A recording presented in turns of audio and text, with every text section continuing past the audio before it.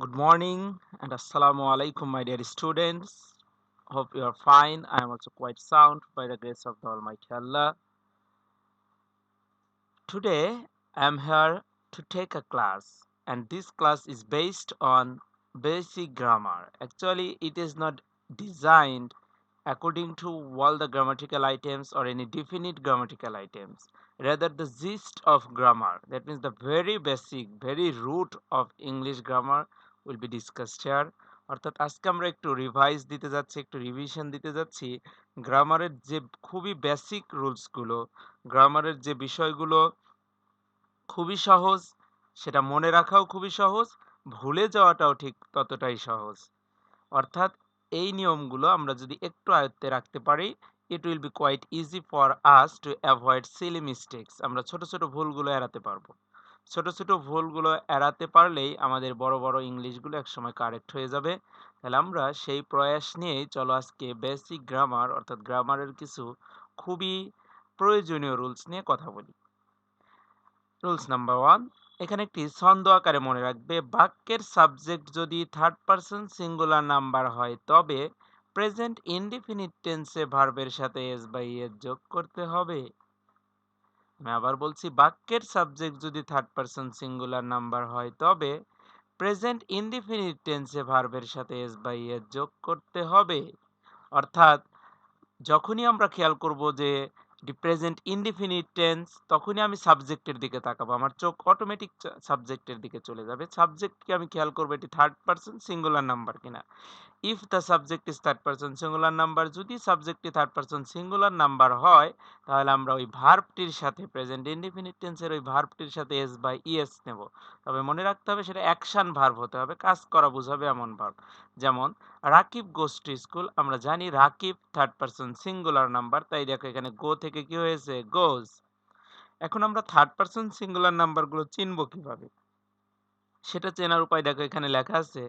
Third person singular নাম্বারগুলো হলো যে কোনো একজন ব্যক্তি বা তার নাম, অর্থাৎ কোনো ব্যক্তি বা ওই ব্যক্তির নাম, আর যে কোনো একটি বস্তু বা ইহার নাম, তাদের প্রোনাউনগুলো হি, শি, ইট, অথবা কোনো সাবজেক্টের সাথে যদি বা কোনো নাউনের সাথে যদি ইজ, এভরি, নো যুক্ত থাকে তাহলে তারা থার্ড পারসন সিঙ্গুলার নাম্বার হয়। তাহলে আমরা শিখলাম একজন ব্যক্তি বা বস্তুর নাম বা জায়গার নাম বা গুণের নাম অর্থাৎ একটি জিনিসের নাম। এরপর আমরা জানলাম এদের জন্য যে প্রোনাউনগুলো ব্যবহৃত হয় হি, শি, ইট। এছাড়াও যদি কোনো সাবজেক্টের সাথে ইজ, এভরি, নো যুক্ত হয় তাহলে আমরা সেক্ষেত্রে সাবজেক্টটিকে থার্ড পারসন সিঙ্গুলার কাউন্ট করব, এবং থার্ড পারসন সিঙ্গুলার নাম্বার হলে আমরা আগেই শিখেছি ভার্বের সাথে কি হবে এস বা ইএস। তাই দেখো sorry, is each boy and each girl gets a prize. এখানে খেয়াল করে দেখো each boy and each girl, এখানে ইচ যুক্ত হওয়ার কারণে এখানে হয়েছে গেটস। অর্থাৎ এইখানে যেমন গোজ হয়েছিল কারণ এটা থার্ড পারসন সিঙ্গুলার নাম্বার, এখানে ঠিক তেমনি থার্ড পারসন সিঙ্গুলার নাম্বার, তাই কি হয়েছে গেটস। এখন আমরা কোথায় এজ যুক্ত করব আর কোথায় ইএস যুক্ত করব এটা নিয়ে বিপদে পড়ে যাই। সেজন্য দেখো এখনকার রুলসটি হচ্ছে, যে সকল ভার্ব, অর্থাৎ আমি আগেই বলেছি অ্যাকশন ভার্ব, কাজ করা বোঝায় এমন ভার্ব, যে সকল ভার্বের শেষে S, double S, S H, C H, O, X, Z এগুলো থাকে, সে সকল ভার্বের সাথে ইএস যোগ করতে হবে। তাছাড়া বাকি ভার্বের সাথে এস যোগ করতে হবে। অর্থাৎ যে ভার্বগুলোর শেষে এস, এসএস, এসএইচ, সিএইচ, ও, এক্স, জেড এগুলো থাকবে, আমরা সেই ক্ষেত্রে ইএস নেব, বাকিগুলোর ক্ষেত্রে আমরা শুধু এস যুক্ত করব। আরেকটা ব্যতিক্রম আছে, ভার্বের শেষে যদি ওয়াই থাকে এবং তার পূর্বে যদি ভাওয়েল থাকে তাহলে শুধু এস যুক্ত করব। ভার্বের শেষে ওয়াই আছে এবং তার পূর্বে ভাওয়েল আছে তাহলে শুধু এস যুক্ত করব। আর যদি ভার্বের শেষে ওয়াই থাকে কিন্তু তার আগে কনসোনেন্ট থাকে তাহলে ওয়াই কে আই বানিয়ে ফেলতে হবে এবং আই এর সাথে ইএস, অর্থাৎ ওয়াই এর পরিবর্তে আই ই এস। যেমন দেখো প্লে, এখানে ওয়াই, ওয়াই এর পূর্বে কি আছে ভাওয়েল, তাই শুধু এস। কিন্তু ফ্লাই, এখানে ওয়াই, ওয়াই এর পূর্বে এল কনসোনেন্ট, তাই কি হয়েছে ফ্লাইস। আশা করি বুঝতে পেরেছো। এবার আমরা দেখব যে বি ভার্বগুলো am is আর was were, প্রেজেন্ট টেন্সে am is আর পাস্ট টেন্সে was were। আবার টু হ্যাভ ভার্বগুলো যেমন শ্যাল, হ্যাভ, হ্যাজ, হ্যাড, প্রেজেন্টে হ্যাভ, হ্যাজ, পাস্টে হ্যাড। আবার শ্যাল, উইল। অর্থাৎ এগুলো কোথায় কোন সাবজেক্টের সাথে ব্যবহৃত হবে এটা আমরা এক নজরে জেনে নেই। am হবে I এর সাথে, শুধুমাত্র আই এর সাথে এম হবে। থার্ড পারসন সিঙ্গুলারের সাথে ইজ হবে। আমরা একটু আগে জেনেছি থার্ড পারসন সিঙ্গুলার, তাহলে থার্ড পারসন সিঙ্গুলারের সাথে ইজ হবে এবং আদার্স অর্থাৎ অন্যান্য যে পার্সনগুলো রয়ে গেল, সাবজেক্টগুলো রয়ে গেল সেগুলোর সাথে আর হবে।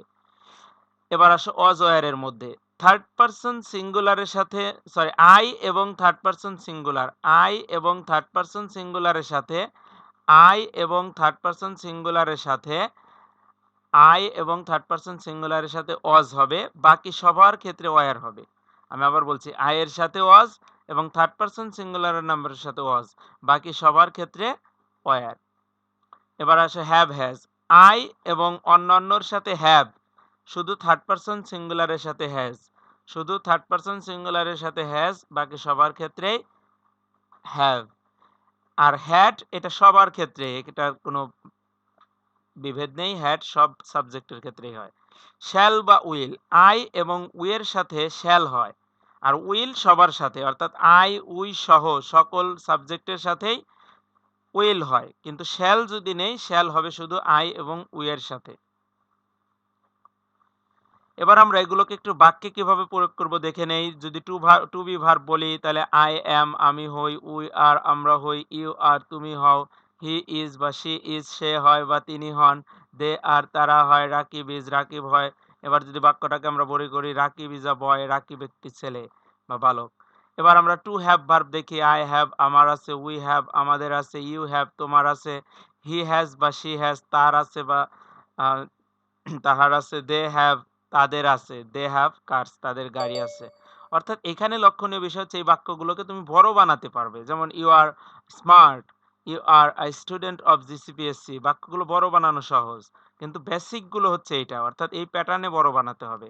এবার আমরা যদি মডেল অক্সিলারি ব্যবহার করি, আই উইল বি বা আই শ্যাল বি আমি হব, উই উইল বি বা শ্যাল বি আমরা হব, কিন্তু ইউ এর ক্ষেত্রে কিন্তু আর উইল বি শ্যাল বি চলবে না, তাহলে ইউ উইল বি তুমি হবে, হি উইল বি সে হবে বা শি উইল বি সে হবে, দে উইল বি তারা হবে। যেমন দে উইল বি পাংচুয়াল, তারা সময়ানুবর্তী হবে, অর্থাৎ তারা সময়ের কাজ সময় করবে। অর্থাৎ এই বাক্যগুলোকে আমরা বড় বানাতে পারবো, কিন্তু বেসিক স্ট্রাকচার হচ্ছে এটা, এইগুলো।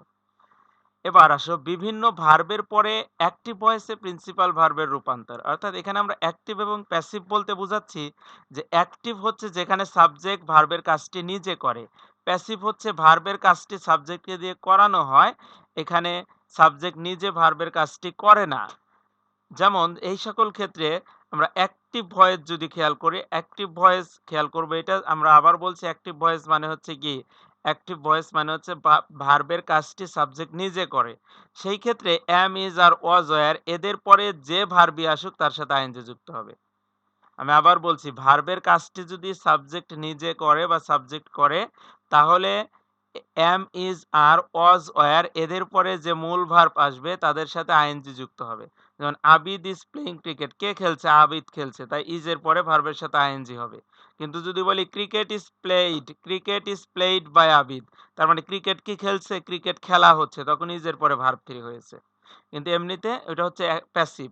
যখন অ্যাক্টিভ ভয়েসে am is are was were এর পরে ভার্বের সাথে আইএনজি, ভার্ব থাকলে আইএনজি হবে। টু হ্যাভ ভার্ব, এই ক্ষেত্রেও প্রিন্সিপাল ভার্বের পরে এগুলো এই ভার্বগুলোর পরে প্রিন্সিপাল ভার্বের পাস্ট পার্টিসিপল ফর্ম বা ভার্ব থ্রি হবে। অর্থাৎ হ্যাভ হ্যাজ হ্যাড হ্যাভিং এদের পরে ভার্ব থ্রি হয়, হ্যাভ হ্যাজ হ্যাড হ্যাভিং এদের পরে মূল ভার্বের ভার্ব থ্রি হয়। তাহলে ইউ হ্যাভ লার্নড ইংলিশ, তুমি ইংরেজি শিখেছো। To do verb, do does did এগুলোর পরে প্রিন্সিপাল ভার্বের বেস ফর্ম বা ভার্ব অন বসে, অর্থাৎ কোনো ইয়েস বা ইয়েসও বসবে না। ডু ডাজ ডিড এদের পরে ভার্বের বেস ফর্ম মানে হচ্ছে মূল ফর্ম, যে ক্ষেত্রে কোনো মেকআপ ব্যবহার করা হয়নি। যেমন my mother does not like tea, আমি কিন্তু বলতে পারবো না my mother does not likes tea, my mother did not liked tea, অর্থাৎ কোনো পাস্ট ফর্ম, কোনো S by S or not S form এগুলো ব্যবহার করা যাবে না, ডাজ নট লাইক টি।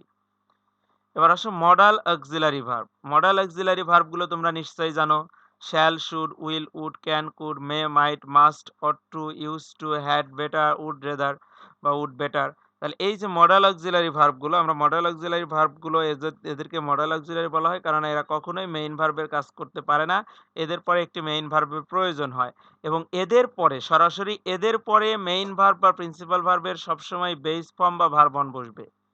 আমি আবার বলছি, মডাল অক্সিলারির পরে অন্য কোনো ভার্ব না থাকলে মেইন ভার্বটি অবশ্যই বেস ফর্ম বা ভার্ব অন বসবে। যেমন দেখো সুমন ক্যান কুক ওয়েল, এখানে ক্যান এর পরে দেখো কুক বসেছে। ক্যান থাকার কারণে কুক বসেছে, কুকস হয়নি বা কুকড হয়নি বা কুকিং হয়নি, অর্থাৎ ভার্বের বেস ফর্ম হবে। এবার আসছে রুলস নাম্বার 5, ভার্বের সাথে সাধারণত আইএনজি যোগ করতে আইএনজি ফর্ম গঠন করা হয়। অর্থাৎ আমরা আইএনজি ফর্ম গঠন করি হচ্ছে ভার্বের সাথে আইএনজি যুক্ত করে। কিন্তু যে সকল ভার্বের শেষে ই থাকে, যে সকল ভার্বের শেষে ই থাকে, তখন আমরা খেয়াল করব আইএনজি যোগ করার সময় ই বাদ দিয়ে আমরা আইএনজি যোগ করি। কেন? কেননা ওই ইটার উচ্চারণ হয় না।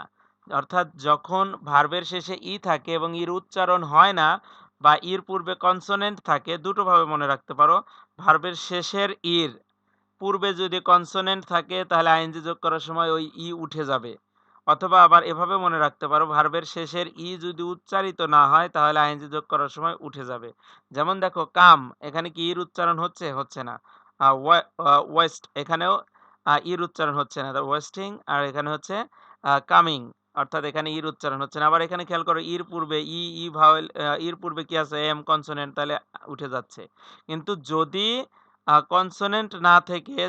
কনসোনেন্ট না থেকে ভাওয়েল থাকে, যেমন যদি আমি এখানে বলতাম এস ডাবল ই, যদি কি বলতাম?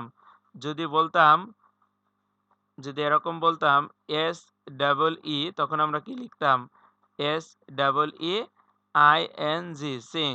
কারণ এখানে কিন্তু আর ই উঠিয়ে দেওয়া যাবে না, কারণ ইর পূর্বে ভাওয়েল আছে। এবার আসো ভার্বের শেষে কনসোনেন্ট থাকলে এবং তার পূর্বে ভাওয়েল থাকলে আইএনজি যোগ করার সময় শেষের কনসোনেন্টটি ডাবল হয় বা দুইবার লিখতে হয়। আমি আবার বলছি, কোনো ভার্বের সাথে তুমি আইএনজি যুক্ত করতে যাচ্ছ, তখন ভার্বের শেষের লেটারের দিকে তাকাবে। সেটা যদি কনসোনেন্ট হয় এবং তার ঠিক পূর্বে যদি ভাওয়েল থাকে, তখন ওই কনসোনেন্টটি ডাবল হয়ে যাবে। যেমন দেখো রান, রানিং, সুইম, সুইমিং।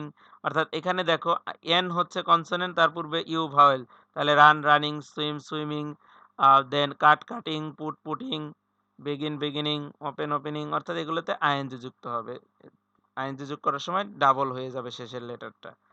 বাক্যের বাক্যের যে শব্দ দ্বারা কোনো কাজ করা বোঝায় তাকে ডুইং ওয়ার্ড বা ডুইং ভার্ব বলে। ভার্ব সাধারণত বাক্যের সাবজেক্টের পরে বসে, আর ইম্পারেটিভ সেন্টেন্সে অনেক সময় প্রথমেই বসে। মানে সেই ক্ষেত্রে সাবজেক্ট উজ্জ্ব থাকে। তাহলে আমরা জানলাম বাক্যের যে শব্দ দ্বারা কোনো কাজ করা বোঝায় তাকে ভার্ব বলে। আর ভার্ব সাধারণত বাক্যের সাবজেক্টের পরে বসে। সাবজেক্ট নির্ণয় করব কিভাবে? সাবজেক্ট নির্ণয় করতে হলে ভার্বকে কে বা কারা দিয়ে প্রশ্ন করতে হয়। অর্থাৎ পরে, কে পরে, আমরা যেটা উত্তর পাবো এটা হচ্ছে সাবজেক্ট। আবার বললাম কারা পরে, যেটা উত্তর পাবো সেটা হচ্ছে সাবজেক্ট।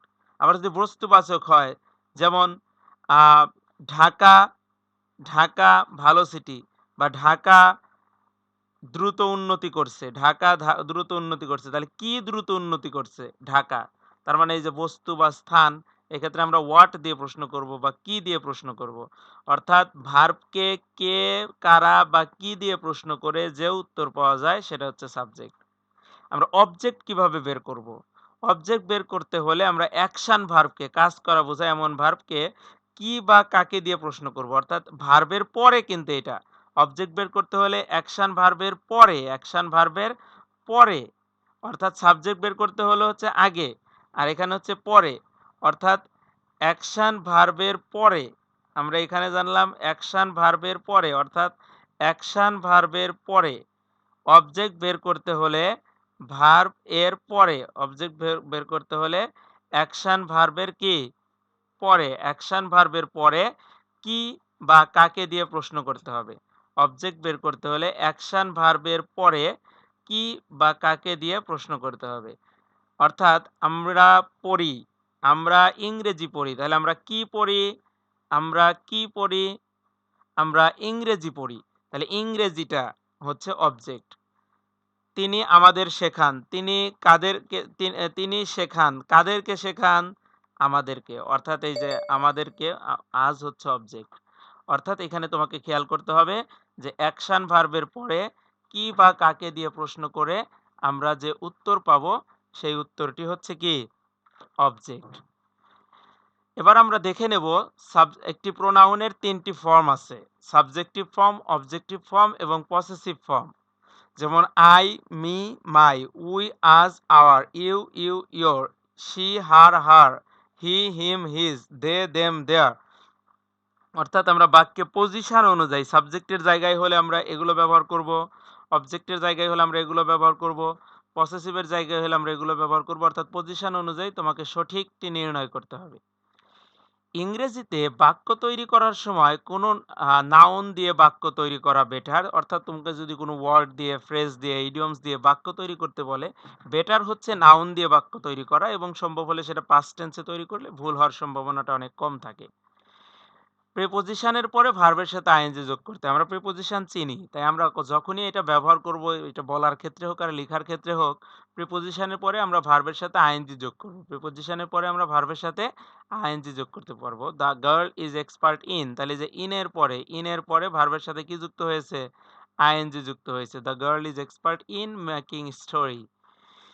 প্রিপোজিশন বা ইনফিনিটিভ টু ব্যতিক্রম হচ্ছে সকল প্রিপোজিশনের পরে আইএনজি যুক্ত হলো, কিন্তু ইনফিনিটিভ টু বা প্রিপোজিশন টু এই একটি প্রিপোজিশন ভিন্ন, এরপরে আবার কি হবে? ভার্ব অন হবে, ভার্বের বেস ফর্ম হবে। এই ক্ষেত্রে আর কি হবে না? আইএনজি যুক্ত হবে না। যেমন দেখো টু বি, এই দেখো টুর পরে কিন্তু বিং হয়নি, টুর পরে বি হয়েছে, অর্থাৎ টুর পরে ভার্বের আইএনজি ফর্ম হয় না, বেস ফর্ম হয়। সবসময় খেয়াল রাখবে, যখনই তুমি কোনো বাক্য বলতেছো সেই বাক্যটি যেন কোনো একটি টেন্সের স্ট্রাকচারে থাকে। আমরা যে 12টি টেন্সে শিখেছি, এর কোনো একটি স্ট্রাকচার কিন্তু ফলো করবে। অর্থাৎ ইংরেজির প্রত্যেকটি বাক্যই কিন্তু কোনো না কোনো টেন্সের স্ট্রাকচার ফলো করবে। তাই এমন কোনো বাক্য বলবা না যেটা কোনো স্ট্রাকচার ফলো করছে না, তাহলে ওই বাক্যটি ভুল হবে। আমরা একটি ভার্বের যে ফর্মগুলো দেখতে পাই সেগুলো দেখো: বেস ফর্ম বা প্রেজেন্ট ফর্ম, এস ফর্ম বা not S form, ING form, past form, past participle form. যদি এখানে তিনটা ফর্ম হচ্ছে প্রধান, অর্থাৎ present form, past form, past participle form. আমরা এস বাই এস কখন হয় জেনেছি, তাই এস নট এস ফর্ম। আবার কন্টিনিউয়াস হলে আইএনজি যোগ করতে হয়, প্রিপোজিশনের পরে আইএনজি যোগ করতে হয়, অর্থাৎ আইএনজি ফর্মটাও জানতে হয়। তাই দেখো create, creates, creating, created, created, send, send, sending, sent, sent. এবার ভার্বের প্রেজেন্ট, পাস্ট এবং পাস্ট পার্টিসিপল ফর্মগুলো খুব ভালো করে মনে রাখতে হবে। তোমরা জানো যে কোনো জিনিস করতে গেলে সেখানে জ্বালানিটা বেশি প্রয়োজন। অর্থাৎ রান্না করতে গেলে যেমন আহ, মশলা বা রান্নার উপকরণ প্রয়োজন, চা বানাতে গেলে যেমন চায়ের উপকরণ প্রয়োজন, ঠিক তেমনি আমরা যখন ইংরেজিতে কথা বলতে যাচ্ছি তখন ইংরেজিতে কথা বলা মানে কোনো একটা ভার্বের ব্যবহার করা। তাই এই ভার্বগুলো, ভার্বের ফর্মগুলো, এগুলো জানা খুবই প্রয়োজন। আমরা কিছু কনফিউজিং ভার্ব এর ফর্ম দেখে নেব। এখানে সব নেই, শুধু কনফিউশন এড়ানোর জন্য কিছু ভার্ব আছে, সেগুলো আমরা দেখে নেই। অর্থাৎ এখানে কনফিউশন এজন্য বলা হচ্ছে যে একই ভার্ব, বানান একই, মিনিংটা ভিন্ন হওয়ার কারণে ফর্মগুলোও ভিন্ন। যেমন অ্যাওয়েক, অ্যাওয়েক যখন জাগরিত হওয়া তখন দেখো অ্যাওক, অ্যাওক। আর অ্যাওয়েক যখন জাগরিত করা তখন হচ্ছে অ্যাওক, অ্যাওয়েকড। হ্যাং মানে যখন ঝুলানো, কোনো কিছু ঝুলানো, বস্তু ঝুলানো, তখন হচ্ছে হাং, হাং। আবার হ্যাং মানে যখন ফাঁসি দেওয়া তখন হচ্ছে হ্যাংড, হ্যাংড। লাই মানে যখন শয়ন করা তখন লে, লে। আর লাই মানে যখন মিথ্যা বলা, লাইড, লাইট। এখানে বাক্য দেখে তোমাকে বুঝতে হবে কি বোঝাচ্ছে। লে মানে স্থাপন করা বা ডিম পাড়া, এই লে দেখে, অর্থাৎ এখানে পাস্ট টেন্স নয়, লে প্রেজেন্ট ফর্মও হয়, স্থাপন করা বা ডিম পাড়া, লেইড, লেইড। ফল মানে পতিত হওয়া, ফেল, ফলেন। বিয়ার বহন করা, বোরবর্ন। বিয়ার জন্মানো, বোরবর্ন। ফ্লাই ওড়া, ফ্লিউ, ফ্লোন। আবার ফ্লো, এটা হচ্ছে প্রবাহিত হওয়া, ফ্লোট, ফ্লোট। ফ্লি পলায়ন করা, ফ্লেট, ফ্লেট। স্ট্রাইক আঘাত করা, স্ট্রাক, স্ট্রাক। আর স্ট্রোক মানে হাত বুলিয়ে দেওয়া, স্ট্রোক, স্ট্রোক। এবার আসো কিছু গুরুত্বপূর্ণ কন্ট্রাকশনস। কন্ট্রাকশনস মানে হচ্ছে সংক্ষিপ্ত রূপ, অর্থাৎ ছোট ছোট রূপ। যেমন দেখো এগুলো smart, this will make you smart, এটা তোমাকে স্মার্ট করবে। That means while speaking English contraction is a very useful tool. অর্থাৎ যখন তুমি ইংরেজিতে কথা বলছো তখন কিন্তু কন্ট্রাকশন খুবই ইউজফুল একটি টুল। কারণ আমরা যে ইংরেজি লিখি সেটা তো আর পড়ে শোনা হয় না, কিন্তু যখন আমরা ইংরেজিতে কথা বলি তখন কিন্তু কন্ট্রাকশনটা খুবই প্রয়োজন। দ্যাট মিনস কন্ট্রাকশনটা জানা সেক্ষেত্রে খুবই জরুরি। যেমন দেখো do not, don't, does not, doesn't, did not, didn't, am not, ain't. যদিও এইন্ট এর ব্যবহার খুব কম, অ্যাম নট এর পরিবর্তে আমরা আরেন্ট বলতে পারি।